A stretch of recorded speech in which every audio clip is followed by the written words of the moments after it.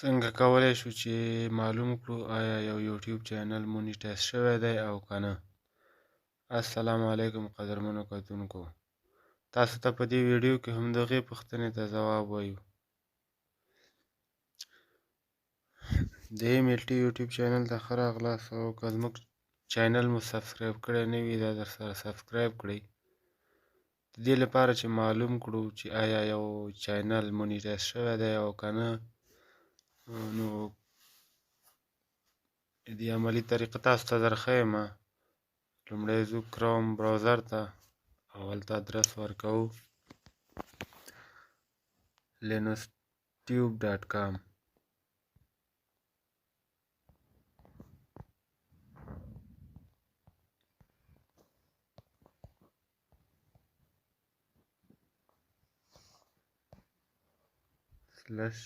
/en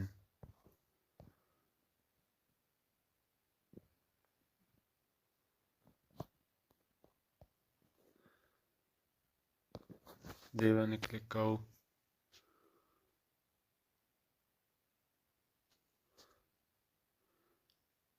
دلته په دا پورته ښي طرف کې دا درې خطونه چې د دې باندې کلیک کوو، او د دې نه وروسته مونیټایزیشن ته راځو. دغه پنځم چې دی دې کې بیا مونیټایزیشن چکر،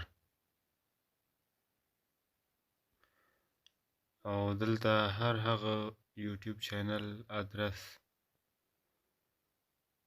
واردوو کوم چې موږ غواړو معلوم کړو چې آیا د یوټیوب لخوا مونیټایز شوی دی او که نه، یا دغه چینل د یوټیوب پارټنر برخه ده او که نه.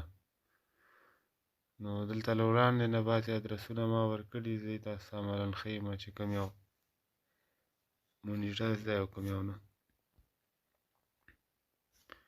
اول دا خپل د چینل لینک دا پورته سر کې ده، دا چک کوم او په چک مونیټایزیشن باندې کلیک کوم.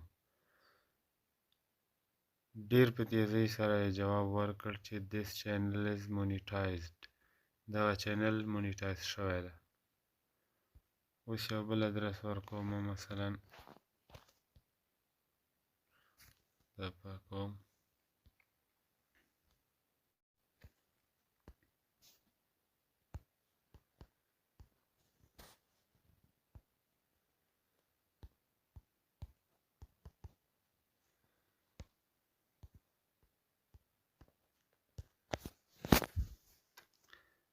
This channel is not monetized. دغه بل ادرس مې چې ورکړه دا ښیي چې دغه چینل مونیټایز شوی نه دی. زه کولی شم یو بل ادرس ورکړم.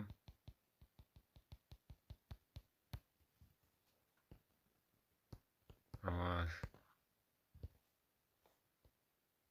دغه یو اضافه وهل شوی. This channel is monetized.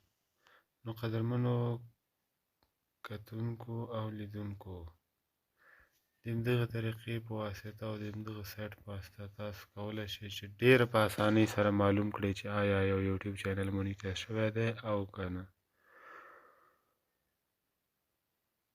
که ویډیو مې خوښه شوې وي نو زموږ یوټیوب چینل درسره سبسکرایب کړئ.